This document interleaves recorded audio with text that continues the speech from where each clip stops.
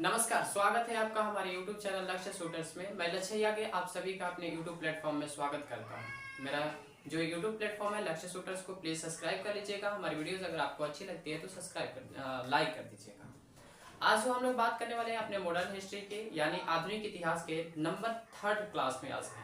जैसे कि मैंने एक दिन आप लोगों को पढ़ाया था, ऑफलाइन बेस से दिया था और एक दिन मैंने लाइव क्लास दिया था। आज की जो क्लास है फिर से हमारा वीडियो शूट हो रही है और वीडियो जाएगा, ठीक है। आई होप, मैं आशा करता हूं कि आप लोग अच्छे से समझते होंगे और जहां भी समझ में नहीं आता है तो कुछ लोगों ने मुझे कमेंट किया हुआ था, उनकी रिप्लाई दी जाएगी बहुत जल्द ही। हमारी टीम उस पर कार्य कर रही है, ठीक है। तो आपको भी अगर कोई भी दिक्कत पड़ती है तो आप उनसे कंसल्ट कर सकते हैं। मेरा नंबर है 9801163593 पे आप मुझसे सलाह ले सकते हैं या फिर जहां भी गलती होती है उसको बता सकते हैं। आपसे मेरा एक और रिक्वेस्ट है कि अभी जो है मुझसे बाई चांस कहीं मात्रा मिस्टेक हो जाता है तो मुझे माफ करिएगा।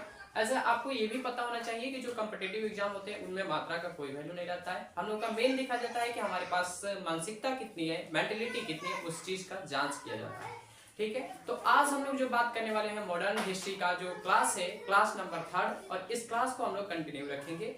और इसके साथ ही मैं कह दूं कि दोनों मोटिवेशन कर लेते हैं। वो खुद को इश्क से परेशान बताती है, वो खुद को इश्क से परेशान बताती है, हमें भी कहाँ नींद आती है, हमें भी कहाँ नींद आती है। वो रोज रोज बदलती है व्हाट्सएप स्टेटस, वो रोज रोज बदलती है अपना व्हाट्सएप स्टेटस। हमारी तो धड़कनें उसकी डीपी देखते ही बढ़ जाती हैं। और इसी के साथ हम लोग अपने चैनल में आते हैं और ऑन दी बोर्ड वर्क करते हैं, जो कि हमारी क्लास है ये मॉडर्न हिस्ट्री की 3 क्लास, ठीक है। तो चलिए हम लोग आते हैं और पढ़ाई करते हैं, ठीक है।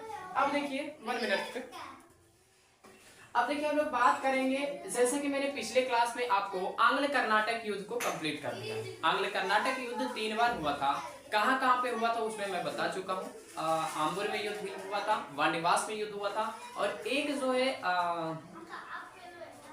एक मुझे अभी याद नहीं है, एक और था जिसमें कि युद्ध लगा गया था, ठीक है। आज हम लोग जो बात करने वाले हैं बेसिकली आ जाते हैं बंगाल पे, क्योंकि मैं कल ही पढ़ा दिया था आपको कि बंगाल को अर्थव्यवस्था की रीढ़ माना जाता है। और रीढ़ का मतलब होता है कि उसे बोन्स मानते हैं, इसीलिए वहां पे ज्यादातर मैंने ये भी बताया था कि बंगाल में आखिर ज्यादातर अटैक क्यों होते हैं। इसी के कारण अटैक होते थे क्योंकि वहां पे अर्थव्यवस्था बहुत मजबूत थी। और आपको मैंने कल बताया था कि जहां पे भी व्यापार करने के लिए संतुलित चीजें मिलती है वहीं पे अटैक ज्यादातर होता है, क्योंकि जो कंपनी थी ज्यादातर व्यापार करने पे ही प्रतिस्पर्धा लगाने के लिए आई हुई थी। तो आइए आज हम लोग आगे बढ़ते हैं, अपने क्लास को आगे बढ़ाते हैं।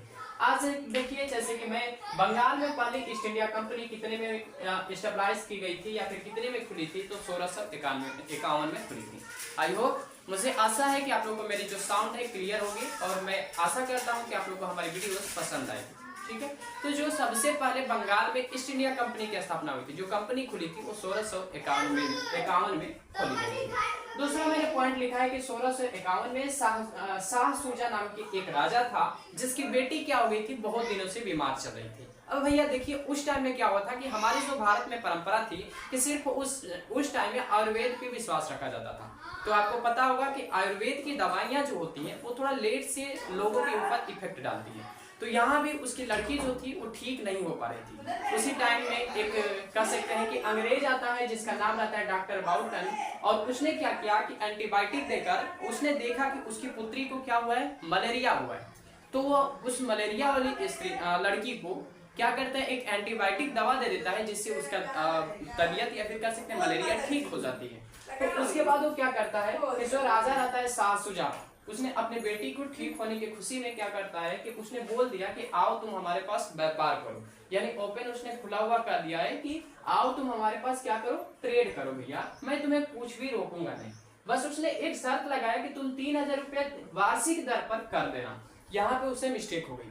देखिए, मैं कहा था ना कि जब भारत के लोगों से मिस्टेक होता है तभी हम लोग गुलाम हुए थे, ऐसे हम लोग गुलाम नहीं हो सकते।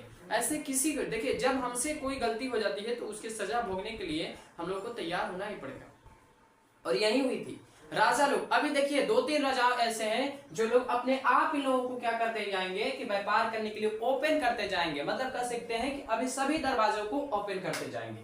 जैसे सबसे पहले आपको पता चल गया कि शाह सुजा जो थे, इनकी बेटी जब ठीक हो गई तो उन्होंने कहा कि तुम आओ और हमारे पास व्यापार करो। टैक्स कितना देना भैया, 3000 वार्षिक दर पे ब्याज देना, मतलब टैक्स देना, सॉरी।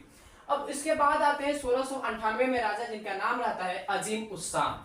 और वो खुश होकर क्या करते हैं भैया, 3 गांव की जमींदारी ही अंग्रेजों को दे देते हैं। यानी ईस्ट इंडिया कंपनी को इतना खुश हो जाते हैं कि 3 गांव की जमींदारियां दे देते हैं। अब देखिए ये 3 गांव कौन कौन थे, तो पहला सुल्तानाती था, दूसरा गोविंदपुरा था और तीसरा कालीकता था। अब इसमें इसको दिया गया था, यानी कि अंग्रेजों को दिया गया था, जिसमें कि एक बहुत ही महत्वपूर्ण नाम है जाप चाचा। इसने क्या किया कि इन तीनों गांवों को मिलाकर कोलकाता शहर की स्थापना या फिर निर्माण कर दिया। मतलब इन तीनों को मिला लिया, जिसमें कि सुल्तानाती और कह सकते गोविंदपुरा और कालीकता, इन तीनों को मिक्स करके उसने क्या कर दिया कि कोलकाता का निर्माण कर दिया।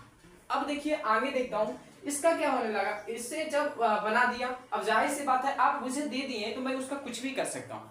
हकीकत बात है, आप मुझे कोई सामान दे दो, मैं उसका अच्छा भी यूज कर सकता हूँ, गलत भी यूज कर सकता हूँ। खैर कोई बात नहीं, यहाँ पे इसने तीनों को मिला दिया, उससे कोई दिक्कत नहीं है। लेकिन अब आगे आइए, 1717 में राजा पुरुषियर ने क्या किया कि कंपनी को शाही फरमान दे दिया। वाह, अब देखिए यहां से होगा स्टार्टिंग युद्ध का। शाही फरमान जब उसने जारी कर दिया और दे दिया, जिसके कारण नवाब और कंपनी में क्या होने लगा भैया, झगड़ा होने लगा। इसको मैं एक चीज में बताऊं, एग्जांपल के तौर पे बताऊं, तो आप किसी का अनावश्यक अगर केयर करते हो तो उससे क्या होगा, अफेयर होगा। और यदि आपका अफेयर हो जाता है तो उससे क्या हो सकता है, मैरिज हो सकता है। वो अलग बात है कि इस समय के ज्यादातर लोग क्या होते हैं, धोखेबाज होते हैं। तो उसकी मैं नहीं कर रहा हूँ कि मतलब इस समय की कल्पना नहीं कर रहा हूँ, मैं पहले की बता रहा हूँ। अगर किसी व्यक्ति का अनावश्यक केयर होता है तो उसके बीच में क्या होगा भैया, अफेयर होगा, अफेयर होगा तो मैरिज होगा। और ये चीज मैंने कहां पे कहा है, शाहसुजा की बेटी और इनके बीच में कहा है, जो कि डॉक्टर क्या थे, बाउटन थे। ठीक है, अब देखिए यहाँ पे क्या होने लगा कि 1717 में जब राजा पुरुषियर ने कंपनी को शाही फरमान दिया तो इसका लोगों ने क्या किया, इसका अंग्रेजों ने क्या किया, मिसयूज किया। मिसयूज करने का मतलब है भैया गलत इस्तेमाल करना। जैसे मान लीजिए मैं कह दूं कि मैं एक गवर्नमेंट एम्प्लॉय हूं और मेरे नाम पे लोग क्या करने लगे कि धांधली करने लगे, या फिर मेरा नाम ही उपयोग करके लोग क्या करने लगे, गलत रास्ते को चुन ले। तो फिर ये क्या है, बेसिक एम्प्लॉय हूँ लेकिन फिर भी मेरे ऊपर भी तो लोग हैं, मैं भी तो जेल जा सकता हूँ। तो उस वहां भी क्या हुआ था भैया कि इसी के कारण क्या हुआ, इसका मिसयूज होने लगा। अर्थात मतलब आप कह सकते हो कि इसका गलत मतलब उपयोग होने लगा। ठीक है, इसका क्या होने लगा। अब देखिए यहाँ पे क्या होता है, जो शाही फरमान था उसका गलत उपयोग हुआ, उसका मिसयूज हुआ था। अब ये देने वाला कौन व्यक्ति था, आपसे ये पूछा जा सकता है। तो 1717 में इसने दिया था राजा पुरुषियर ने। इस चीज को सिर्फ नाम को याद रखिएगा कि शाही फरमान कंपनी को देने वाला कौन राजा था, तो 1717 में पुरुषियर ने दिया था। और यहीं से हुआ था युद्ध का निर्माण, जिसमें कह सकते हैं नवाब और कंपनी में क्या हुआ, एक तरह से युद्ध चलने लगा। एक तरह से कह सकते हैं कि आपस में काटामारी चलने लगी। ठीक है, अब देखिए काटामारी, अगर आपसे ये पूछा जाता है कि आखिर यहाँ पे युद्ध का कारण क्या था, तो इस शाही फरमान का गलत उपयोग करना, मिसयूज करना, गलती उपयोग करना ही उसका क्या था भैया, लड़ाई का कारण था। इसका मैं लड़ाई का कारण बताता हूँ। इसमें आता है बंगाल का नवाब, जिसका नाम रहता है सिराजुद्दौला, 1756 से 1757, जिसमें आपको पता होगा कि 1756 और 1757 के बीच में एक युद्ध होता है, जिस युद्ध का नाम रहता है प्लासी का युद्ध। ठीक है, आगे प्लासी का युद्ध होता क्यों है, इसका कारण मैं इसी वीडियोस में बताऊंगा। तो जुड़े रहिएगा मेरे वीडियोस में, लीव मत करिएगा। ठीक है, अब देखिए जब बंगाल का नवाब सिराजुद्दौला 1756 से 57 में आता है, तो आपको पता होगा कि यहाँ पे प्लासी का युद्ध होने वाला है। तो आखिर कारण क्या होता है कि युद्ध होता है। बंगाल के कोठी फोर्ट विलियम का अधिकारी था रोजर ड्रेक। ये रोजर ड्रेक जो है भैया अंग्रेज है। क्या है, अंग्रेज है। रोजर ड्रेक जो है अंग्रेज है। इसने क्या किया कि उसका कंपनी वो जो था फोर्ट विलियम जो था उसका इसने क्या किया भैया, किलाबंदी करवाने स्टार्ट किया। अब आपको पता होगा कि जैसे मान लीजिए ये वाला घर आपने मुझे दिया है, तो मैं इसका किलेबंदी क्यों करवाऊंगा। अगर मैं किलाबंदी करवा रहा हूं अर्थात मैंने इसके ऊपर क्या कर लिया है, अपना आधिपत्य कर लिया। आधिपत्य का मतलब होता है दोस्त अधिकार कर लेना, यानी इसके ऊपर मैंने क्या कर लिया, अधिकार कर लिया। अब देखिए जब अधिकार मैं कर लूंगा तो आप मेरा अब कुछ नहीं कर सकते। ये बात जो थी सिराजुद्दौला को बुरा लगा, मतलब कह सकते हैं खराब लगा। तो खराब लगा ज्यादा, तो उसने क्या किया, सिराजुद्दौला ने इससे बहुत मारा। जब भाई बुरा लगेगा तो जाहिर सी बात है मरबे करेगा। अब बताइए फोर्ट विलियम हमारा और तुम घेराबंदी करवाएगा, तुम उस पर राज करेगा। तो इससे गुस्सा होकर सिराजुद्दौला ने भैया क्या किया कि सिराजुद्दौला ने उस व्यक्ति को बहुत मारा, और मारने के बाद क्या किया कि फोर्ट विलियम को कब्जे में ले लिया। और कब्जे में, लेकिन देखिए वो कहा जाता है ना कि कभी कभी योग्य पर्सन से भी क्या हो जाता है, गलती हो जाती है।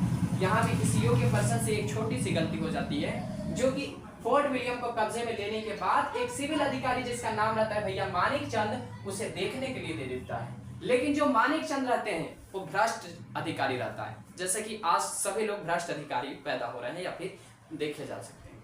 अब ये भ्रष्ट अधिकारी था, यहाँ पे इसका गलती यही हुआ है कि उसने क्या किया, किसी अच्छे अधिकारी को न देकर बल्कि किस अधिकारी को देखने के लिए दे दिया था, भ्रष्ट अधिकारी जिसका नाम था माणिकचंद। और इसने क्या किया कि कुछ पैसों के लिए, चंद पैसों के लिए बिक गया और बिक कर क्या कर दिया, उसी टाइम में ईसीआई यानी कि ईस्ट इंडिया कंपनी का जो गवर्नर था वो रॉबर्ट क्लाइव बनकर भारत में प्रवेश किया या फिर भारत में आया, वो भी बंगाल का ही गवर्नर बनकर आया। और इसने क्या किया कि माणिकचंद को घूस देकर फोर्ट विलियम को कब्जे में कर लिया।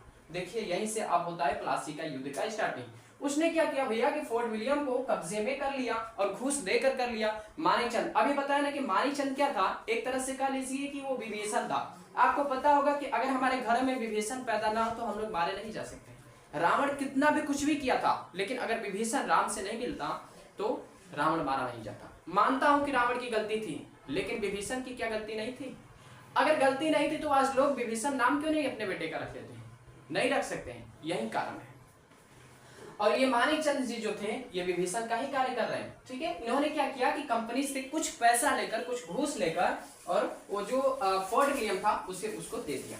अब देखिए यहाँ पर क्या होता है, अब किसने क्या किया, एक अधिकारी को मिला लिया तो दूसरे अधिकारी, तीसरे अधिकारी को भी मिलाना चाहा। और इसने क्या किया, उन अधिकारियों को मिलाने के लिए दावत भेजकर, दावत का मतलब जानते हैं ना, पार्टी दिया। और पार्टी में किसको किसको शामिल किया, किसको किसको न्योता दिया, मीर जाफर को दिया, राय दुर्लभ को दिया और खादिम खां को दिया। यानी आप इन तीनों को विभीषण के श्रेणी में रखिएगा, दूसरे में मत रखिएगा। ये सभी क्या है, विभीषण ही है। आगे से अब यहां से होता है, राजा को बदनाम करने के लिए रॉबर्ट क्लाइव ने सिराजुद्दौला पर ब्लैक होल ट्रांजिट या फिर ट्रांजिट का आरोप लगाया और यही मुद्दा प्लासी का युद्ध का कारण बना। जैसे कि मैंने आपको कहा था कि इसमें बताऊंगा कि प्लासी का युद्ध का कारण क्या था, युद्ध क्यों हुआ, वाई दिस, इतना बड़ा वार क्यों हो गया। अब इसका मतलब यही था कि सिराजुद्दौला के राजा पर, सिराजुद्दौला तो एक तरह से कह सकते हो सेनापति था या फिर कह सकते नवाब था, तो उसके ऊपर क्या किया गया कि ब्लैक होल ट्रांजिट का उसके ऊपर मुकदमा लगा दिया गया या फिर आरोप लगा दिया गया।